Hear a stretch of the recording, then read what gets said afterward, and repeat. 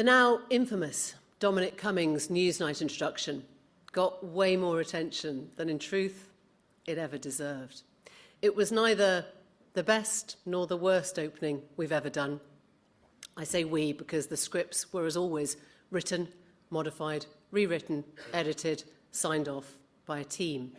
The original story, you'll remember, had been broken by Pippa Crerar, her excellent colleagues at The Mirror, who then went on to report many more stories of rule-breaking over the subsequent 12 months.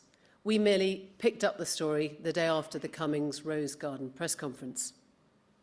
And our intro stated bluntly and baldly that he'd broken the rules. And it asked why the government, Boris Johnson, was standing by him. The introduction set out, as is often the case, the rest of the show. We had Conservative MPs explaining the PM's loyalty. We had pollsters explaining the public horror on that issue. We had defenders, we had critics, and we had a detailed analysis of which rules had been broken and when. In other words, the introduction was a précis of what viewers could expect of the whole show. And on the night itself, the programme passed off with a few pleasant texts from BBC editors and, frankly, little else. It was only the next morning that the wheels fell off. A phone call of complaint was made from Downing Street to the BBC News management. This, for context, is not unusual. It wasn't unusual in the Blair days, far from it, in the Brown days, in the Cameron days. What I'm saying is, it is pretty normal for government spin doctors to vocalise their displeasure with journalists. What was not foreseen was the speed with which the BBC sought to pacify the complainant. Within hours, a very public apology was made. The programme was accused of a failure of impartiality. The recording disappeared from the iPlayer, and there were paparazzi outside my front door.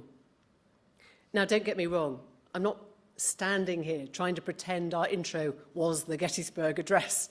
When I hear it now, honestly, I think it was a bit long-winded, wordy, sounded a bit peaked, but I don't think, wow, what a shocking breach of impartiality, because we called out the actions of one of the chief architects of the COVID laws.